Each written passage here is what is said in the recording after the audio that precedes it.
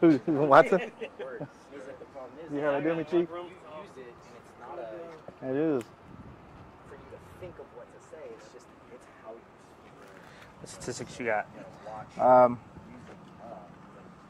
From 1991 to 2017, there's been 120 in-car heat strokes just in Texas.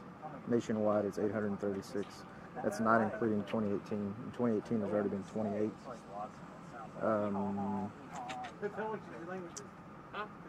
Deadliest year since 1990 is 2010 with 49. 2018 is on pace to tie or beat that record. Okay. There's an average of 37 annually across the country, one every 9 days. It's crazy. 2/3 increase in temperature happens in the first 20 minutes. There's 159 days left in 2018. At 1 in every 9, that's 17 more. We just had the one that happened in Houston in the bus. Yeah. That's precinct 1. Raymond. I don't know. His name was Raymond Pryor. He's really the reason I really wanted to do that. Decided that I wanted to do this. I barely remember my name most of the time. Yeah. So. You know, so they're live streaming now, but okay. When he goes, you're already going to be on. I'll take a couple pictures. Oh, that's right. He's filming this. Get on the back of the car. Both of you can if you want. Right here? Yeah. No,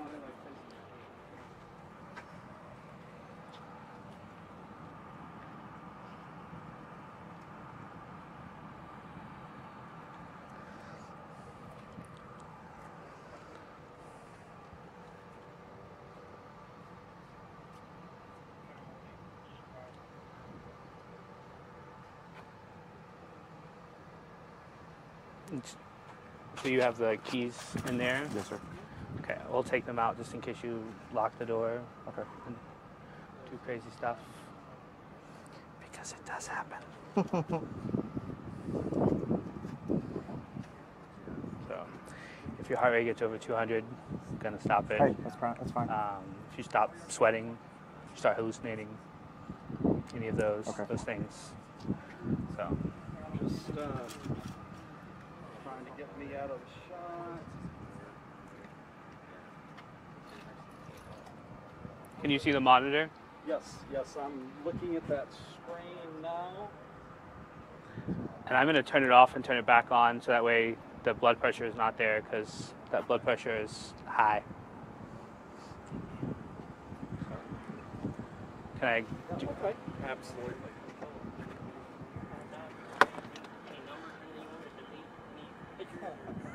How do your phone? Running thing is, if something happens, delete email history, internet history.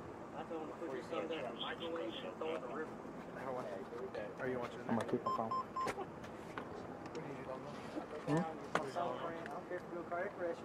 Channel 13 app. I saw somebody with like everybody wears a medical bracelet, you know, or like if you have like some sort of alert or allergy to medicine, you know, in there.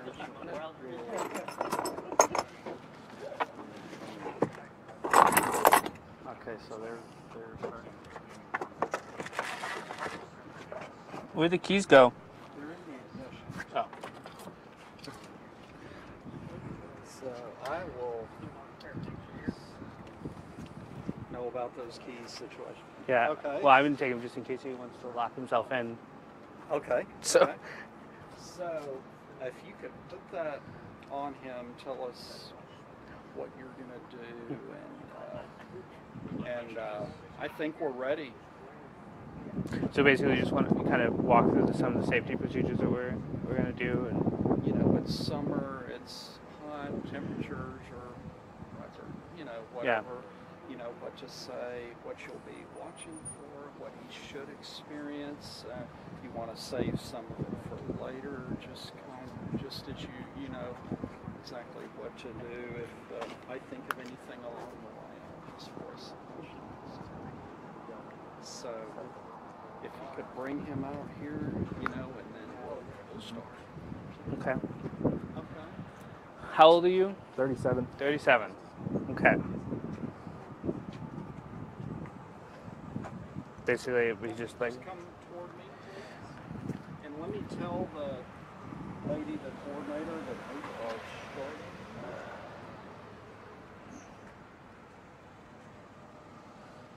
Just wait just a minute.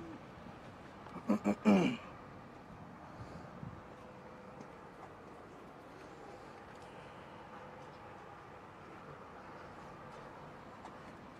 Gina, we're getting ready to start.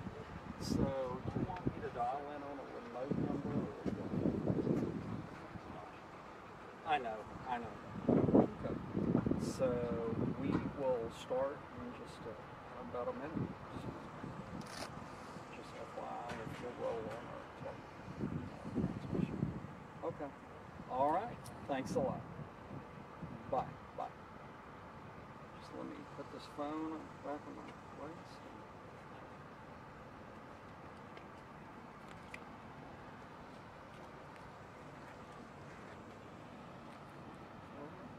Put this in. And we can go ahead and Let me put this in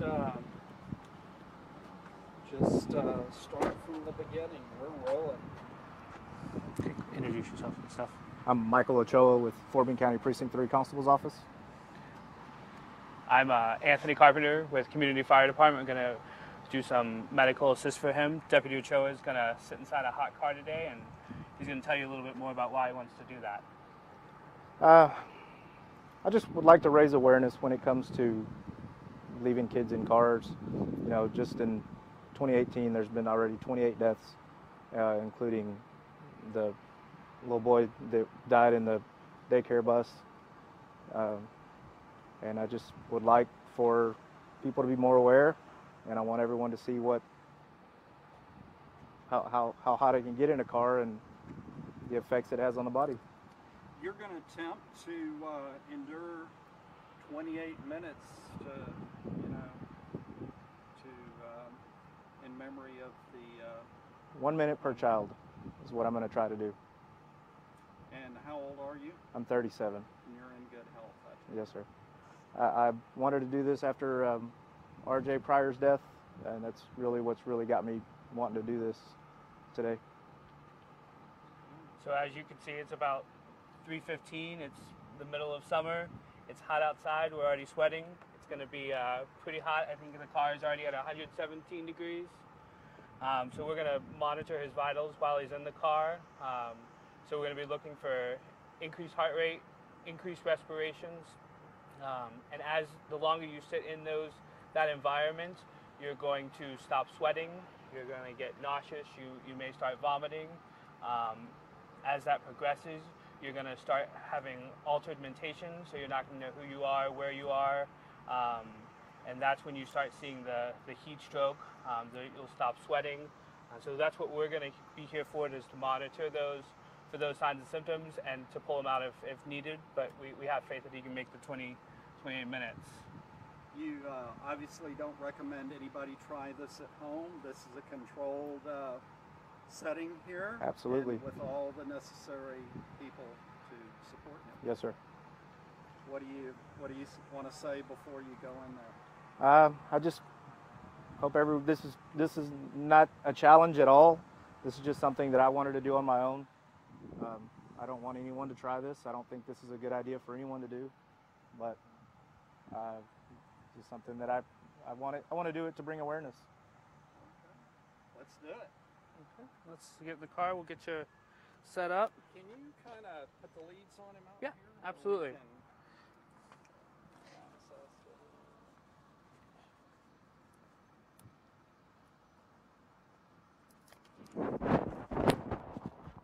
Sorry, sweating a little bit. Explain this monitors the heart. So this is just a heart monitor. This is going to monitor his rhythm. Because he's probably going to get so sweaty, it may fall off. We have a backup way to monitor it. So we'll be monitoring his pulse 2 different ways. Should that come off, we're on a channel so that we can talk to him and hear him should he have, start other problems.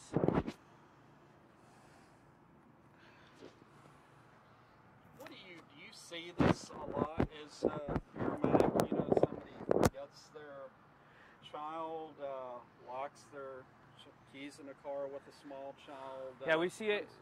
You know, people will that's the forget. other side. Yeah, and this will plug in. So we will see it when, you know, people will go and run an errand. The car will shut off.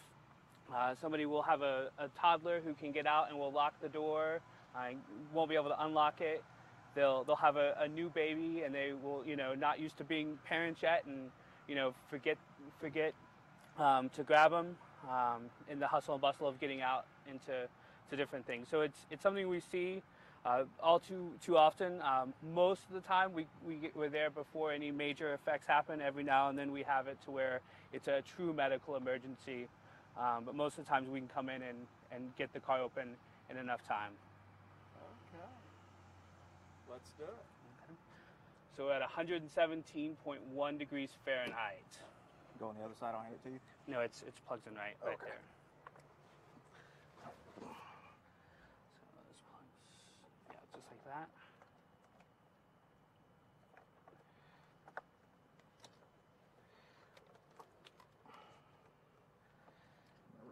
I have the keys. I gotta roll that window up over there.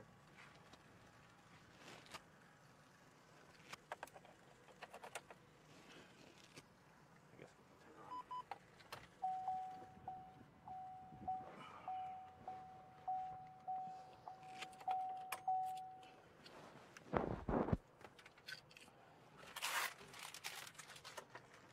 Radio check.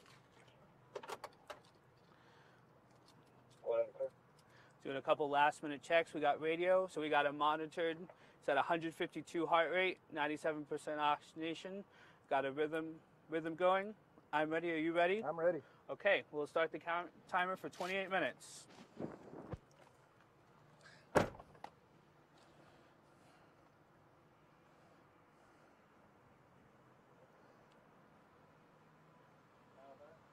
Describe what's going to happen. That car is going to eventually assume greater than the outdoor temperature inside, and as it starts to heat up.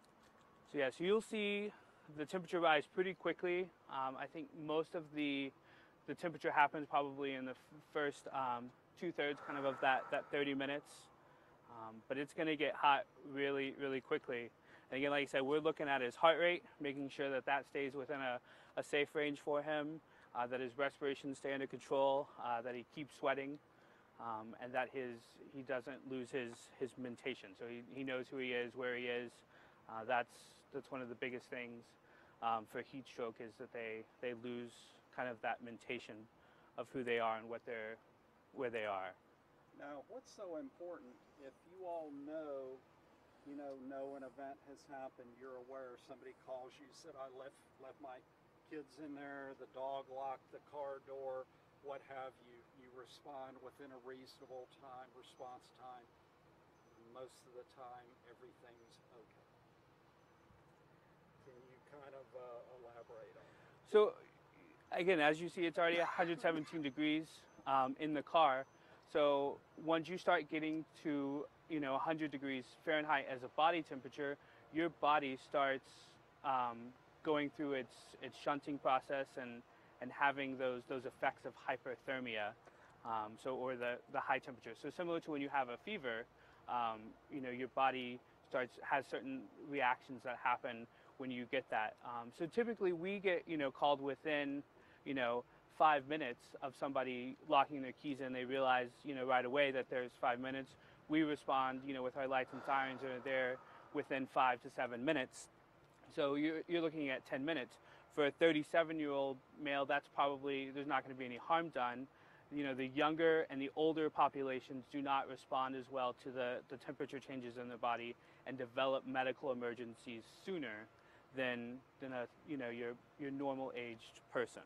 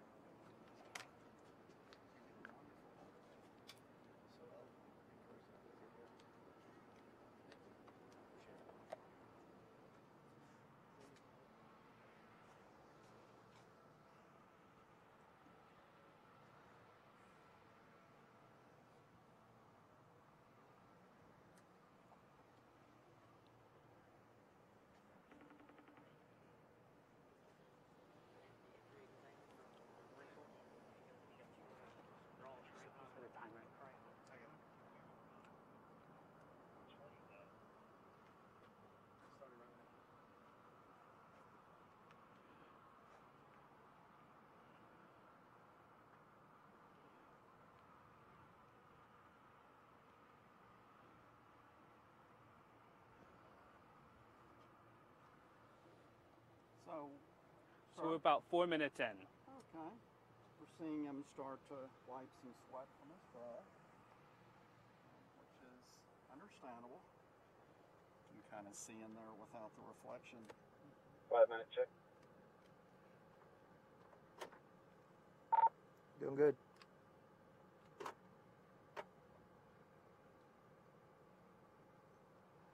How does it feel? It's hot. So you can see his heart rate has increased some. So his rhythm strip still looks good. But you see him starting to sweat. You see he's breathing a little faster than he was when he first got in. He was a little nervous, so he was already breathing a little fast to begin with. But yeah, you see sweat on the forearms. He's having to wipe it off his brow. He's definitely going to need to take a shower after this.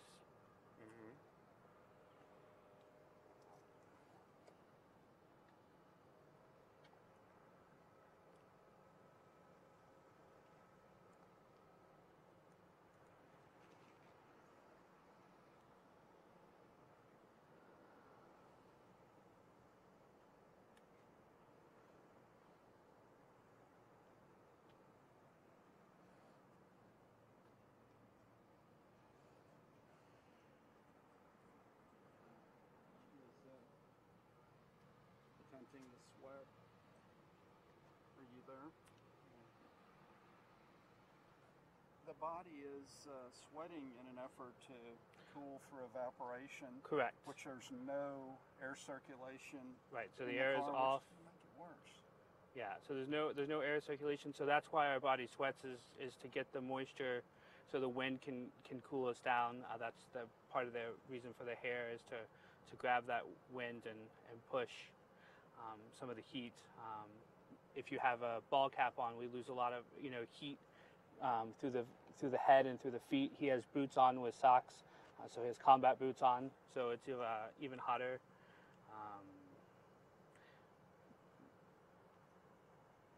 But I can feel the heat through these off the pavement through my shoes. Yeah. So it is very, very hot out here.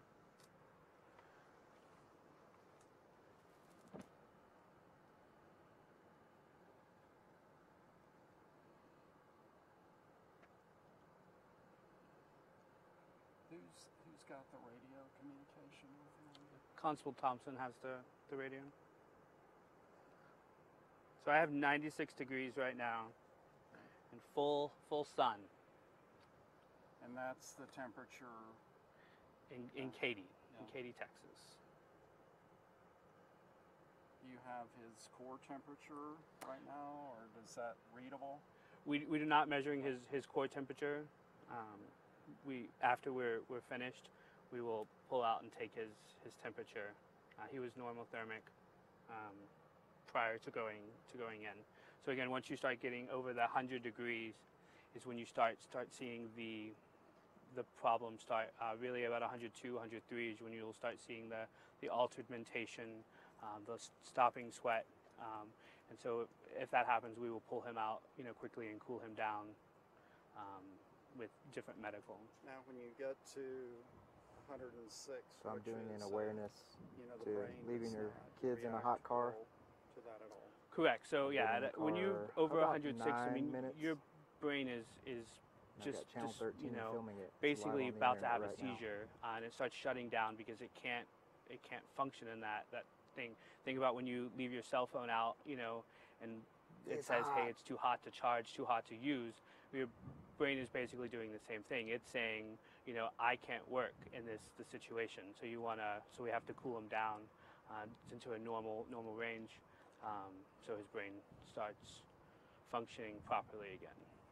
Yeah, just in me laying by the pool, the cell phone case, listening to the music, it reaches a certain temperature and it shuts down. Right. That- So that does it. every electronic has an operating temperature. It can't get too cold and it can't get too hot. Our body is the same way. It needs to be in this operating temperature to function properly. When you get outside of that range, then you start having medical emergencies. So just like we're hyperthermic right now, you can go to anywhere where it's cold, so anywhere other than Texas, and find, do a hypothermic thing in the snow or in the water, and you have the same problems. I would say heat is a lot worse than cold, but both are bad. Can you get that radio and we can kind of talk to him from, from the officer? Absolutely. Status check. Check and clear. I think he wanted it so we could talk to and ask questions of him. So give us a little description of how you're feeling in there right now. Well, it's a little bit of torture watching Jordan drink that bottle of ice cold water. Other than that, I'm doing okay right now. It's just really hot and stuffy.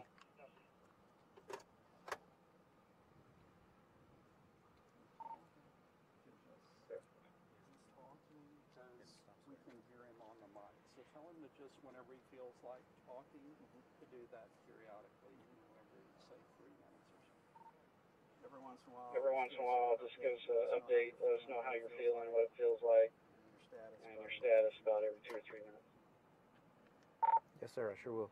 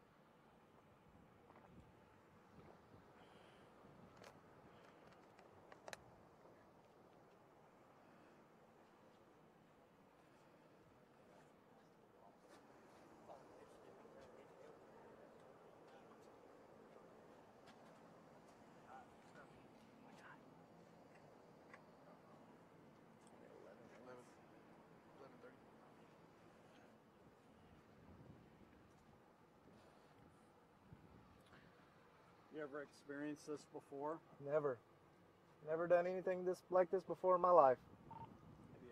Have you ever experienced this before?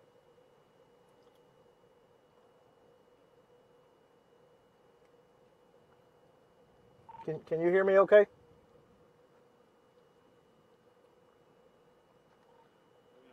We're at about 116 right now. We're about 12 minutes in. So we're about 12 minutes in. Just how do you feel? Just general overall. Right now, it's really hot. I can hear you. Right now, it's really hot and it's just real stuffy. I can feel my entire body sweating. Nothing on my body is dry at all. Kind of equate that to going up in your attic on a day like this at your home. Maybe there's more circulation in your attic. Oh yeah, there's definitely more circulation in an attic than there is in here right now. Yes, sir.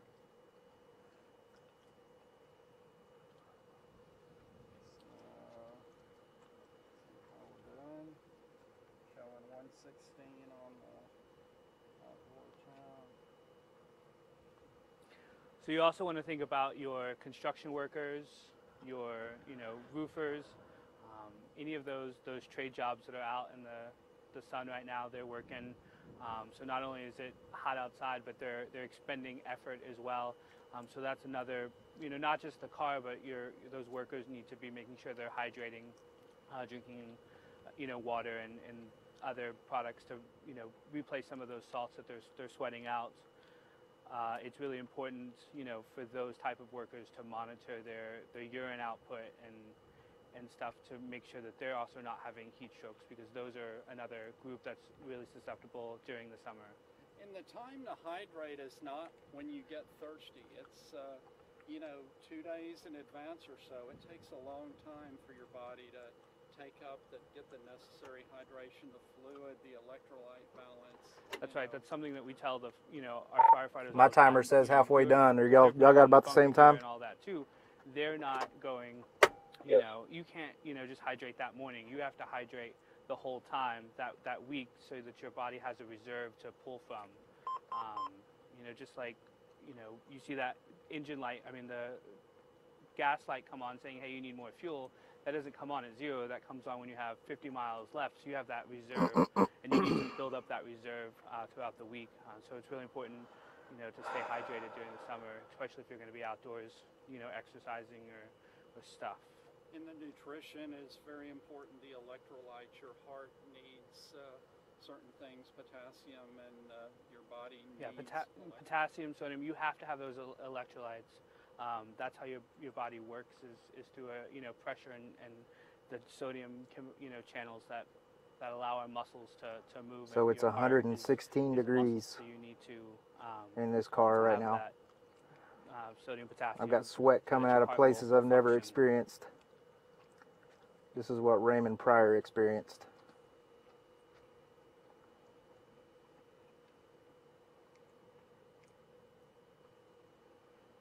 Your body is sweating throughout. Yes, sir. I don't have a dry spot right now at all.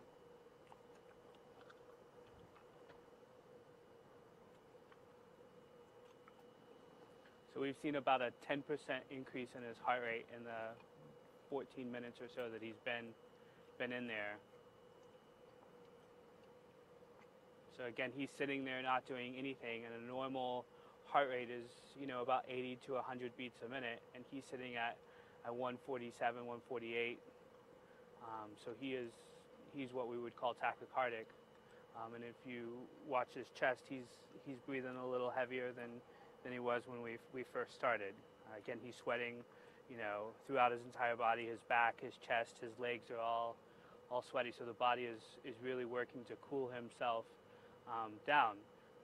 And one of the difference between heat exhaustion and heat stroke is when you stop sweating. At some point, your body runs out of fluid, so you stop sweating.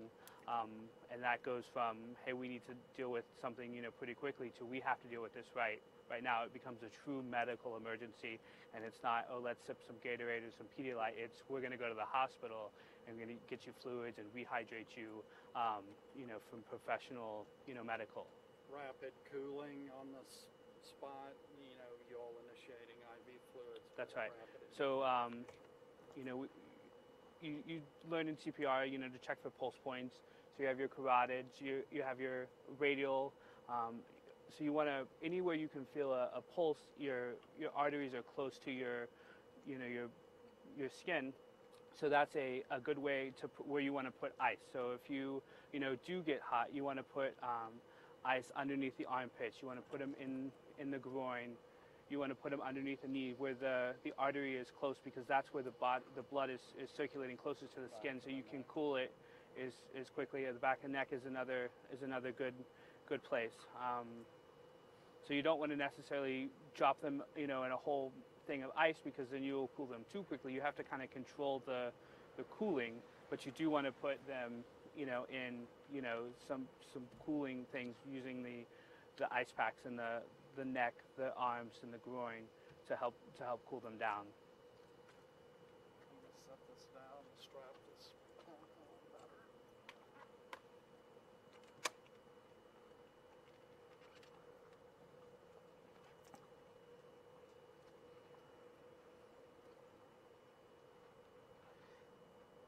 So I think this is touching the car and causing false reading.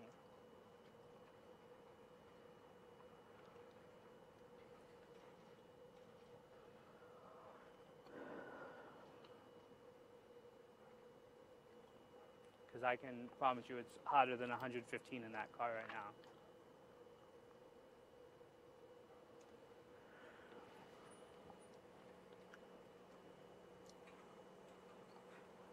What are we looking at on the time? So we're at about 19 minutes.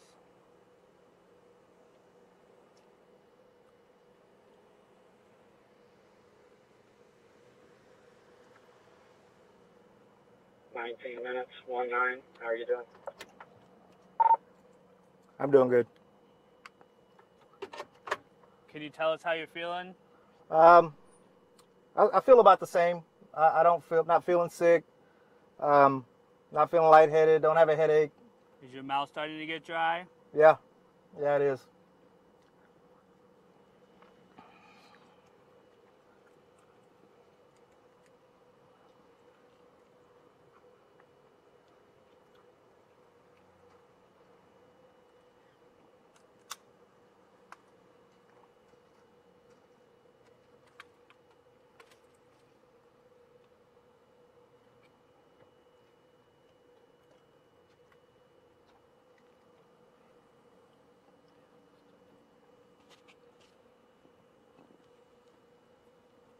Ask him what describe his overall feeling.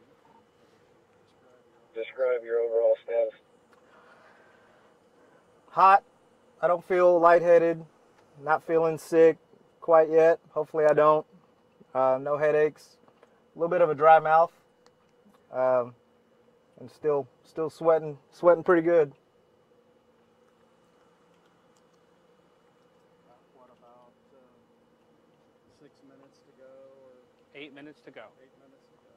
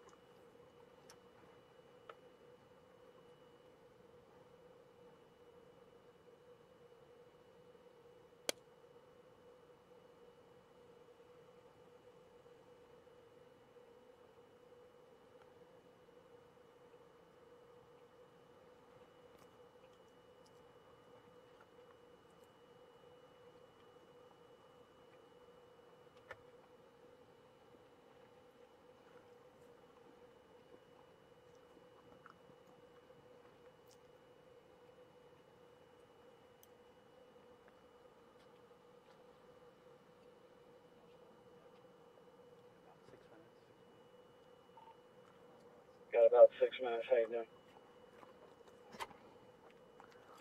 Still doing good. What's today's date? I know it's Wednesday. Is it July 25th?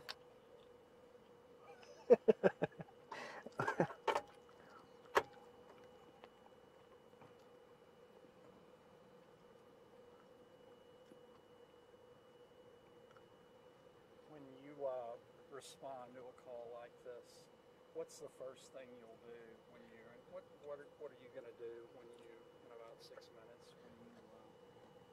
So the first thing we're going to do is we're going to, we have the advantage that we have a baseline set of vitals on him. So I already know where he was, but we're going to, take the temperature. We're going to take his blood pressure.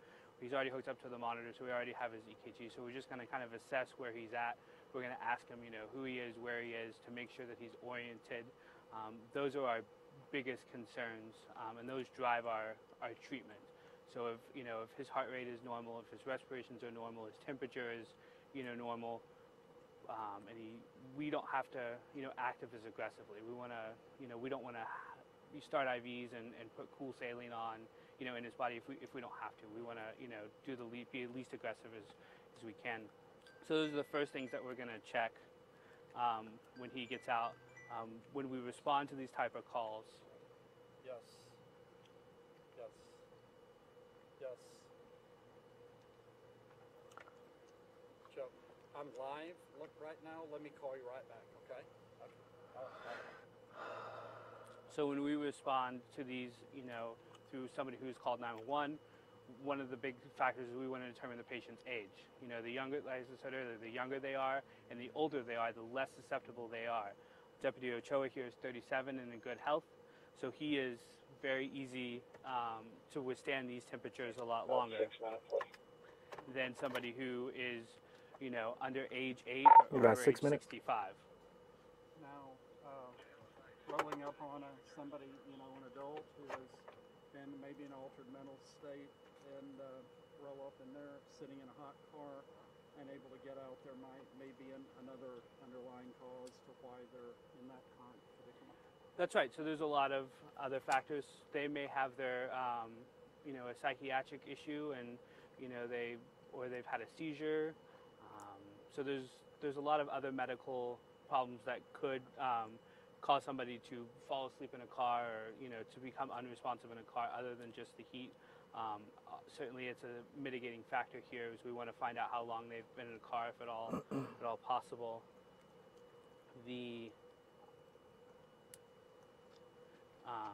Again, but one of the big things is to find out the age and what their medical history is, and that helps us kind of dictate where they are in the spectrum of heat exhaustion, heat stroke.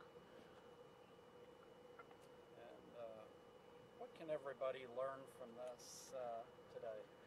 That it's hot. That if you don't have to be in a car, don't be in a car when it's not running. Make sure you're getting your kids. Make sure you're checking that back seat. Again, one thing that we haven't talked about is pets. You don't want to leave your pets in here either.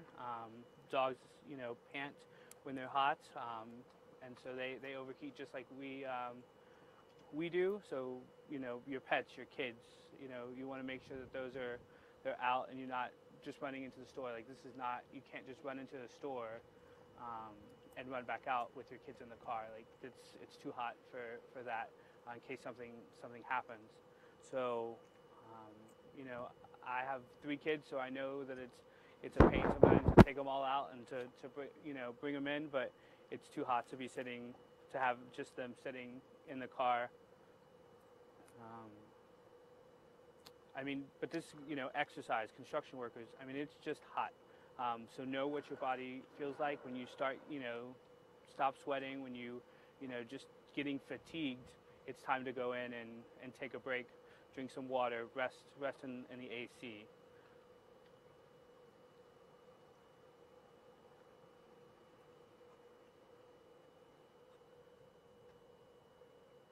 Doing okay? Yeah. What's my time? What do we time what? So last 30 seconds.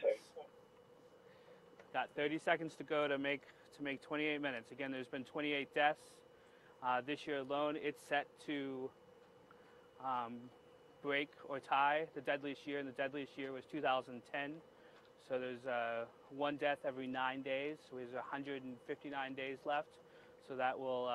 So again, we're on pace in 2018 in Texas alone to set the record for the number of deaths in a hot car. 28 minutes. So that's 28 minutes. So let's get them out. Get you out in all session. Let's get some AC going.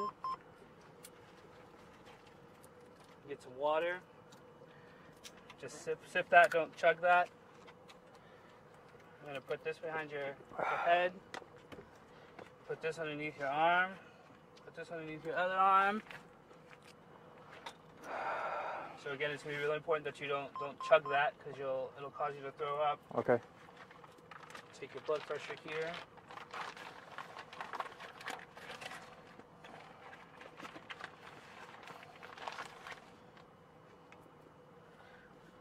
and then I'll find which pocket I put the keys in. Okay. I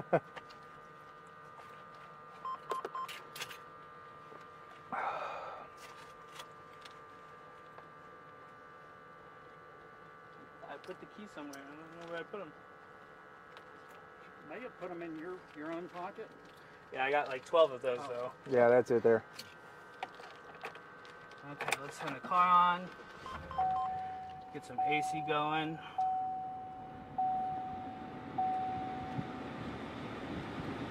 So this is how you would normally assess somebody that had deep exposure. That's right. We're going to check his heart rate. We're going to check his blood pressure. So he's 156 over 101. So his blood pressure is up from what it was. Again, he had about a 15% increase in his heart rate just sitting here. How you feeling? Feeling a little tightness in my chest right now. Okay. And I was starting to get a headache. Yeah. It's starting to come on already. So again, 28 minutes.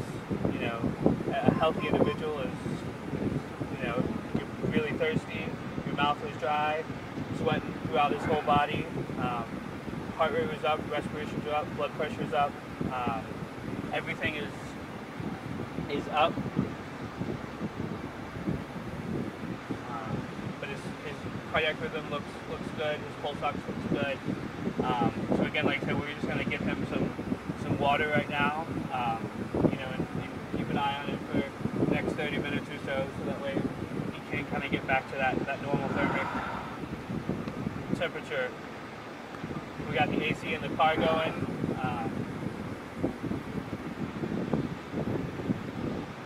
Anything you want to add?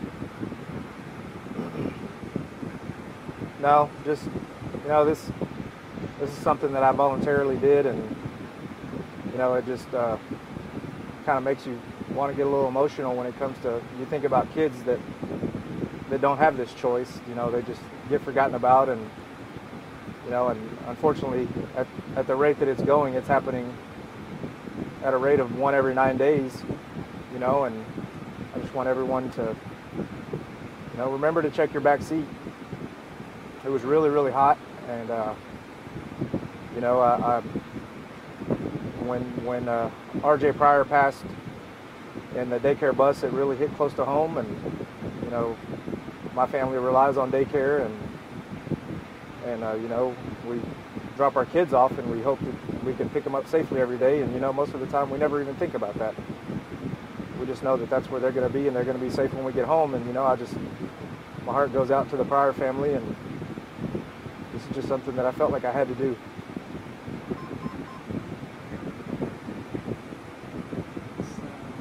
I can barely hear you. Okay, just look at the camera. So, your message, kids, that's the most important part.